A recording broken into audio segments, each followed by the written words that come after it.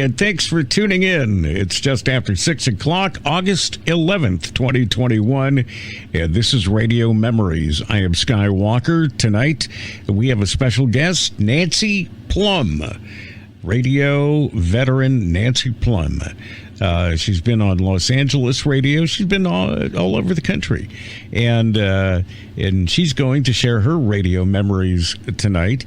Kind of a TenQ reunion. And last week we had Jim Connolly, and of course Nancy Plum was at TenQ Radio in Los Angeles the entire run. TenQ was one of the last AM radio stations, the last AM top 40 radio stations in LA, and she's going to share her radio memories. And joining us from her beautiful home in Frankfort, Kentucky, my longtime friend, Nancy Plum. Nancy, it's so good to see you. So good to see you too. I know. Been a long time. Years. Boy, you look great. Oh, thank you. Yeah, How are you? I'm on my other side of life now, is whatever they call it. I said I would sail through the pandemic though. So far, so good. You know, I've been taking care of myself. I go nowhere. I do nothing, but I'm good. I go to a radio station every day and that's it. And then I come home, and actually I've started to get out a little bit, you know. But you're still working radio. You're still on the air when everybody else is out of work. Well, I know it's weird. Local radio is the way to go. That's the only thing. And it doesn't pay a lot, but I only work a couple hours a day. So, but I'm on and I have fun, and I might as well be playing music and getting paid to play music, because I'd be at home playing music. Right. And well, that's basically what everybody does now. Right. Yeah. But what's the radio station you're on? I am on a station called Passport Radio. It is a vintage music station. We play 60s, 70s, and 80s. I'm also on Passport Radio PA, which is in a little town in Pennsylvania called Clearfield, Pennsylvania, and Du Bois, Pennsylvania. It's those two little towns. And I voice track that show every day. So I'm on the same time live in Kentucky that I'm on voice tracked or recorded in Pennsylvania. And then I'm also on a station in a little town in New York called Olean, New York. And that station is 70s, 80s, and 90s, Big Ole Radio, 107.1 in Olean, New York. That's about 30 minutes south of Niagara Falls, as I understand it. So, and I've never been there, but I voice track a show for them middays. And I also do the voice imaging for a couple of the stations in the company I work for, which is Cap City Communications / Seven Mountains Media. And we now have 96 radio stations, and they're all in little towns. You know, it's really very, very interesting to be working. I started out at a mom and pop station many, many years ago while I was in radio school, and now I'm back in a mom and pop station again. And it's wonderful. Full circle. The perfect way to end your life, you know? Yeah. So in the big picture in radio, let me ask you a question. Who's interviewing who? I'm not sure. I thought I was interviewing you. I know. How does TenQ look to the rest of the world? You know, because we know how it affected our lives, but in the radio world, is it historical? Is it really the last great AM in Los Angeles? We were the ones that kind of knocked KHJ, you know, down a notch or two. And FM was, you know, I heard, you know, you guys were talking about how FM was just starting to really rise and take over the airwaves. When I spoke with Jim Connolly last week on last week's show? Yes. Oh, okay. Because you said you guys, and I'm thinking in general, in the big picture of Los Angeles radio in particular, has everybody heard of TenQ? Even, I mean, people that are, of course, a lot younger than us, they're going, well, what was TenQ? This show is not about for younger people because they don't care, and we're absolutely obsolete to them. They don't care. You know, that's why it's called Radio Memories. This is a very, you know, niche program to people who want or remember and think highly and think and fondly of these memories, and sometimes don't remember accurately and want to hear it from want to hear the true stories and not just hear the rumors that float around. So Jimmy he handpicked his air staff and everything, and it was getting really exciting around the radio station. We all knew it was the AM was going to get day and night 50,000 watts. We didn't know how long it would take. It took a really long time. So Paul Cassidy hired Jimmy. Jimmy came up with the concept for TenQ and started picking the people. And one by one, we were getting memos saying, congratulations, so-and-so is going to be number one and blah, blah, blah. I was actually Jimmy Fox's second choice. Did you know that? No, did you know I was his second choice? Yeah, and I was so disappointed. Oh my God, because I knew TenQ was coming. Who was his first choice? Do you know? Yes, it was a girl named Linda Fox. And I think she was on a station in San Diego. And she was also Jim Davis's girlfriend. And Jim Davis was the PD at that time of KMPC. And I had worked with him in Chicago at WDAI, but not on the air. I did not know this story. I didn't know this story. See, that's why you're interviewing me. That's right. Yeah, this is news to me. Wow. Yes. And then, I was told that, no, it's we don't have a place for you. But then Ron Martin says, don't worry about it, Nancy. We're not, you're going to be on KGBS because we're keeping the country station. He said, it's going to be automated, but you'll still be on. So I thought, well, good. I still have a job. But I was so bummed because by that time, I was tired of doing country. I wanted to rock and roll. And I was always applying around town. I was always trying to get on KLOS or KMET because I'm a rocker. I wanted to rock and roll. I wasn't having any luck. And so I started looking outside of LA. And I called a couple of people. I called the program director, two different PDs at two different rock stations in Atlanta. They both called me back. These were the days when people actually returned calls. Yeah. And and this was in 1976. Okay. And so then I also called a guy in San Antonio, Texas at KTSA. He called me back and they were all interested in hiring me, which was pretty cool. So I had to put together a really good air check. And all I had was country stuff. So I had to put together a rock and roll air check to show that I can do this, So I made a really good air check. I had stuff from Bakersfield still that I put on there from Kathy because I think I sounded pretty good when I was there. And then I put some other stuff on there. And I was so excited with this tape. We used to do reels, right? Right. And it was like 2 or 3 minutes long. And I was working on it when I got off the air, and all of a sudden it's 7:30, like a Wednesday morning or something. And Jimmy Fox comes walking into the production room at 7:30, 8 o'clock on a Wednesday morning. And I was just finishing up. I had just run some dubs off and I was ready to mail them out that day. And he goes, "What are you doing?" I said, it looks like I'm going to be leaving town. I said, I want to work on a rock station. And I was so excited. I was like, I got feelers from Atlanta and San Antonio, and I'm going to send him my tape, and I'm really excited.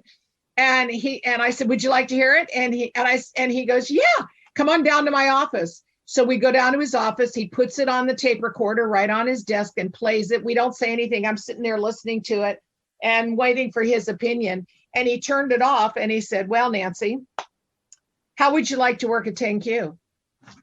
And I about fell off the chair. And he goes, "The girl that we hired to do overnights is moving to Texas with her boyfriend. And you were always my second choice." So that's how I got the job at TenQ. Wow. And it's weird because I was ready for it too, though. I wasn't sitting around. At first I was feeling sorry for myself and everything, and said, well, sure. Everybody has a little pity party. And at least I have a job. Yeah. But, I wanted to rock and roll. And so I didn't sit around and wait for it to happen, but it actually, it was like the opportunity was there. It was weird. Isn't that weird how that happened? Well, destiny, and it was meant to be. Can you explain, as you go into TenQ, because this is a wild and crazy radio station as it begins. I mean, it really is compared to KHJ, which is a very structured, very controlled format. They've got professional jingles. They've got all this very, very structured presentation. Yeah. With very structured disc jockeys in the way they present themselves. And then comes a TenQ, where it's very loose. Very loose. Everything goes. I took a lot of abuse at TenQ. I was one of the boys. And I don't really talk about a lot of the stuff that I took there because it's all in the past. It doesn't matter now. Some of the people are dead.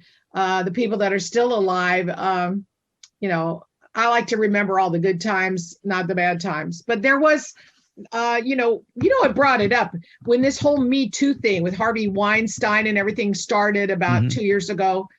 It brought back a lot of memories for me. I was like, I was harassed a lot, but it's all in the past and it doesn't matter now. It doesn't matter now. It was, okay. So it was kind of, it was crazy. Yeah. And then there were so many changes to the format and to the programming department. So in the beginning,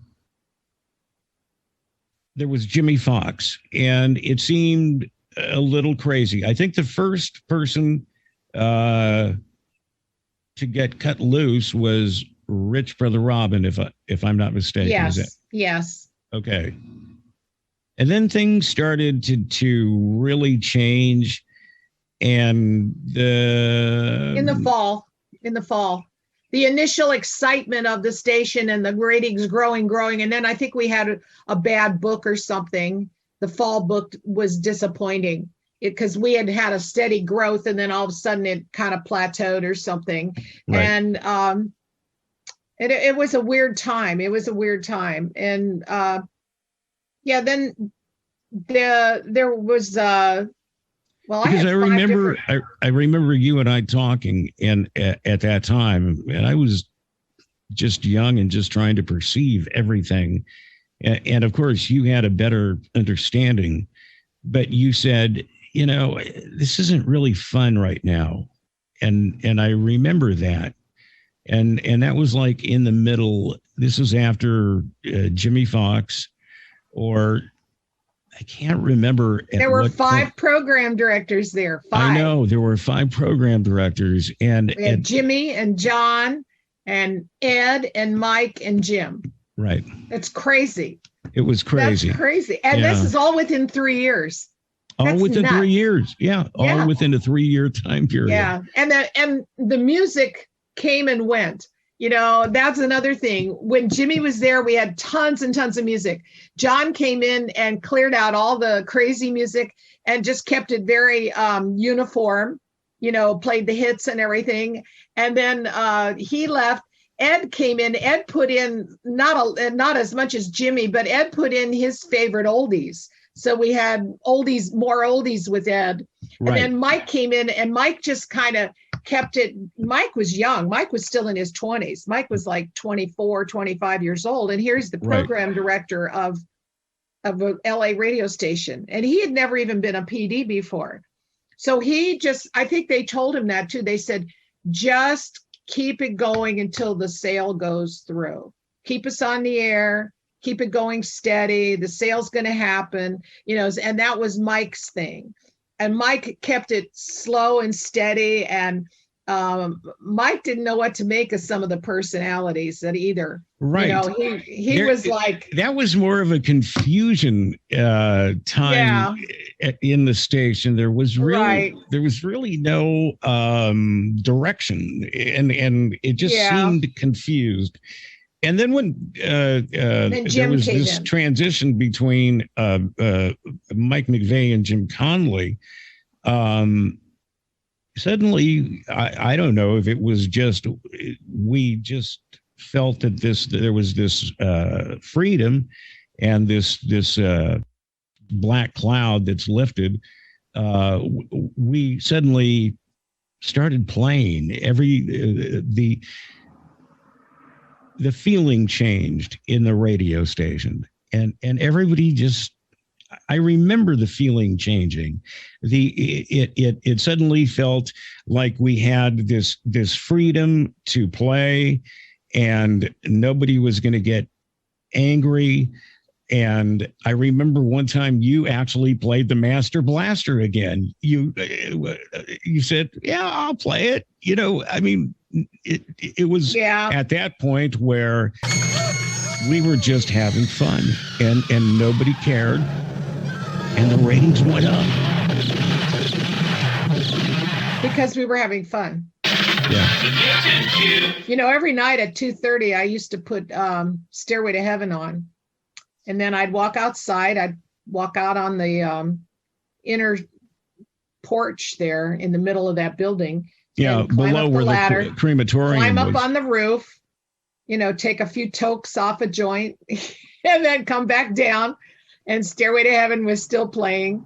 And I'd finish my show. And no one ever busted me ever for that. This was 1977, 78. I did that almost every single night. And I even started promoting it on my show. I go, well, it's almost 2:30, time to play Stairway to Heaven. And at that time, Stairway to Heaven was the most requested song in Los Angeles, at least according to K-Earth. K-Earth used to do the top 100 songs or something. And it was always Stairway to Heaven. Was always at the top of everybody's list. Well, remember, we forced, KHJ did not want to play Stairway to Heaven. And no. We actually forced. No. We played it on TenQ. Yeah. We forced KHJ to play Stairway to Heaven, but a very edited, horribly bastardized version. Yeah, I've never heard that, and I don't even want to hear it. Yeah. Yeah, it was horrible. But then towards the end, you know, as we became TenQ, became K-Hits 97, that was really fun too. We had a good time as K-Hits 97. And here lies the confusion. And I just want to clear this up because this is a big confusion in the industry, because K-Hits 97, when it kicked off as the top 40 station, was still owned by Store Broadcasting. And I don't remember how many months, and neither did Jim Conley, but we did it for quite a few months. It took the sale to go through to finalize. Yeah, I think it was about 4 or 5 months. I was the only person that, I was the only jock that was there the day TenQ signed on, and the day that we all got let go from K-Hits, you know, when they let Jackson Armstrong go, and I mean, the only people they kept was Jim and Charlie. Me too. I stayed to do overnights. And my severance check was almost $12,000 because I'd been there at Store for almost 4 years. And my boyfriend and I went to Greece for 2 weeks. You know, I said, when am I going to have $12,000 again? You know, you know, I said, let's go to Greece. Let's go to Greece. And we got our passports and went to Greece.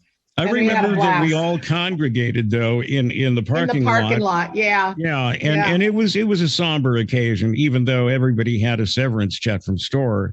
But I remember Jack Armstrong, you know, who wasn't a big fan of John Rook, saying, "Oh, fuck, I have to call John Rook." And he did, and he ended up at KFI pretty much immediately. Yeah. But I guess that wasn't one of his favorite program directors, but I guess because John was you know, very strict and structured. And John offered me a job at KFI. He actually did when I was right after TenQ went on the air. I'd only been on the air for about 3 months on TenQ, and I got a call from John Rook, and he was like, "Well, I'd like to talk to you about a weekend shift over here at KFI, Nancy. You're one of the best personalities on, and blah, blah, blah." And I was like, I said, I'm really happy here at TenQ, and I can't work just weekends. I have to have a full-time job for my bills and stuff. And he got bent out of shape. He was insulted that I would turn down KFI, and ironically, I wound up working at KFI in the 80s, but he wasn't there at that time. It was under Johnny K and Steve LeBeau at that time. So, but I remember him offering me a job. And the funny thing is and there, you probably don't know this either. His brother was Charles Rowe, the newsman. Yeah, at Metro Media 11. Metro, yeah. And I went out with Charles several times. He and I dated, believe it or not. And we were friends. We met in Chicago, actually, when he was in Chicago at the same time I was. And when I came out to California, he took me out to dinner and offered me advice on getting a job and stuff, And then I didn't see him for 2 years. I went to Orange County. I went to Santa Maria. I went to Bakersfield. Then I'm back in LA and I'm on KGBS. And I get a call one night on the request line from Charles Rowe. Nancy, it's so good to hear you. Let's go meet. When do you get off the air? Blah, blah. So I would go over to, we always went out on Sunday nights after he did the news. Metro News. Yeah, Metro News. Yeah, because he was busy all the time. He worked all the time. He was a workaholic. But he was a lot of fun. Interesting man. But his brother, I was like, you're nothing like your brother. Your brother is... Yeah, John Rook and Charles Rowe, two different people entirely. But Charles was they were puppy, brothers. Yeah, and John was... It's like... Interesting. I've worked for so many different kinds of personalities. And only a few really bad ones. Most of the PDs I've had are fabulous. Ron Martin was one of the best ones. Great guy. Yeah, great guy. Jim Conley was great. Mike McVeigh was great. Jimmy was fun. Jimmy was great. And Jim Davis, I worked for him at KMPC because the job I had after TenQ was KMPC. And that was quite a shock for me to go from rock and roll to middle of the road music was really, and now here's Frank Sinatra on KMPC. Right. And people always ask, because you and I had a chance to get to know the real Don Steele. And I'll ask you, what was your perception of the real Don Steele in real life? In real life, he was one of the most colorful personalities I ever worked with. And one day, it's weird how our relationship evolved, because I was in awe of him like other people, and I really didn't know him because I wasn't in LA when he was a boss jock. So I didn't know about his reputation or anything. But everybody said, oh my God, he is like, the god of the airwaves or something.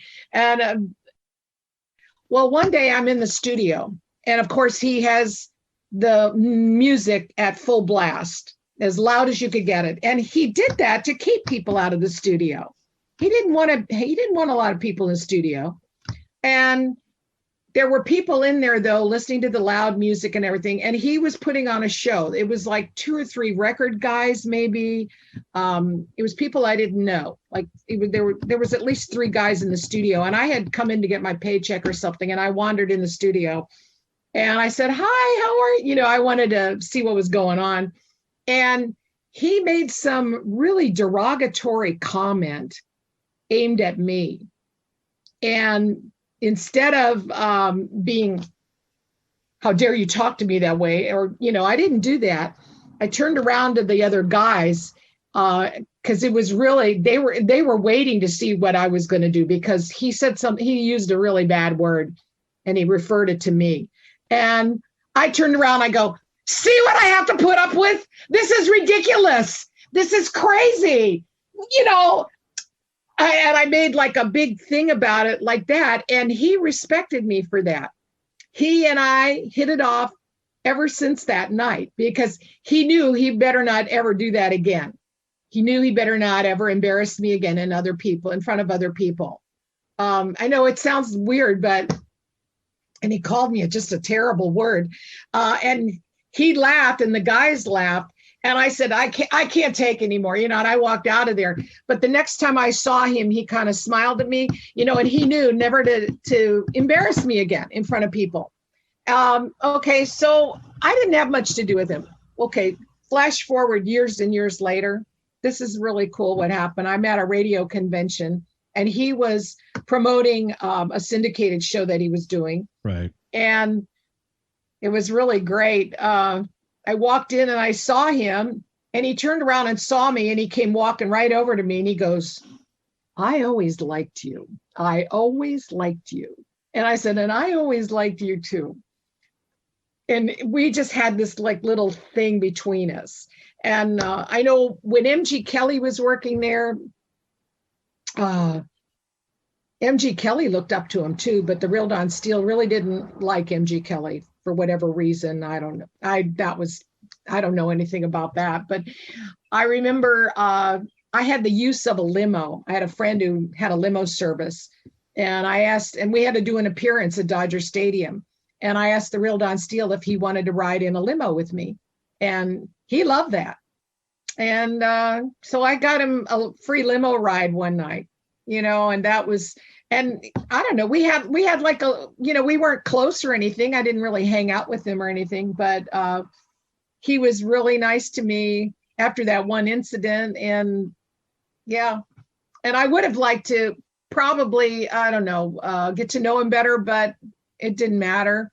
He was always nice to me after that. Whenever, if we passed each other or had to do anything together in the way of work or anything, he was always really, really nice to me.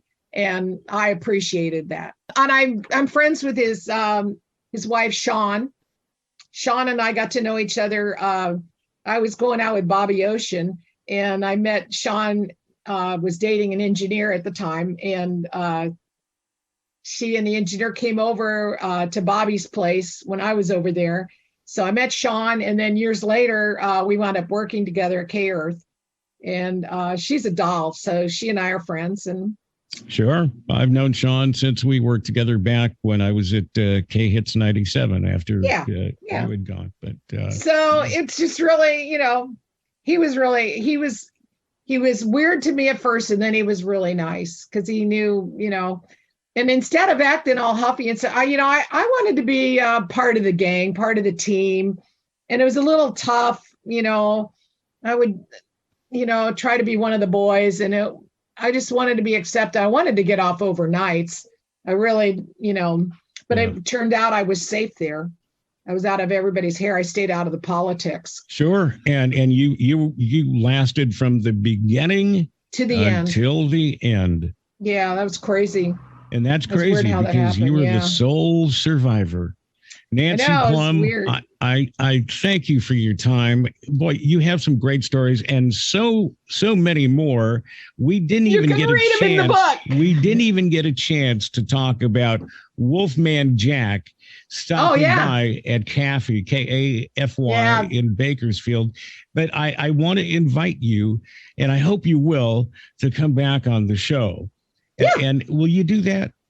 Yeah, sure. Oh, thank you so much. Now, you have a wonderful book, and people need to read this because this is a wonderful book. Here, show the book, and what's the name of the book here? Do Not Air, Radio Stories and Other Stuff by Nancy Plum. I'm writing another book, too, called Do Not Air, Secret Places and Tales. That'll come out next year. But this book I got tired of telling all these stories, so I put them all in a book. Good.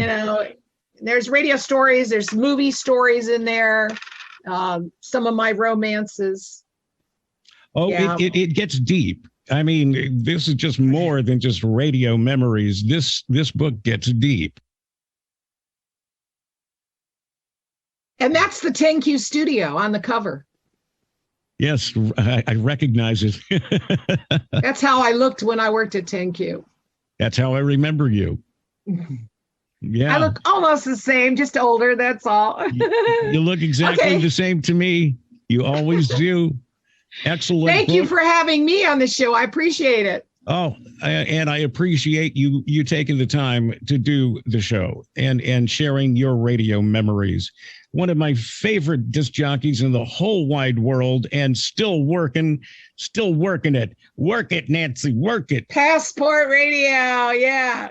And you can listen to Nancy every afternoon on the East Odyssey Coast. app. Yeah, the Odyssey app on your phone. You can get the Odyssey app on your phone. Look up Passport Radio, Frankfort, Kentucky, and I'm there 3 to 7, Monday through Friday. Yep. Nancy Plum, great to have you. Take care of yourself. And until next time, okay? All right. Take care. Always fun checking in with our friend Nancy Plum. She always has some great radio memories, and hopefully we'll be checking in again with her soon, and she'll be sharing some more great stories. I hope you enjoyed tonight's episode. Boy, next Wednesday, I've got a very special guest. I'll be teasing that throughout the week. You're going to love this one. This is a great guest. Everybody's favorite. I can't wait. I want to tease it already, but I can't. I hope you have a great weekend. I'm Skywalker, and until next time, have a great time. And until then, until we meet again, happy trails to you until we meet again.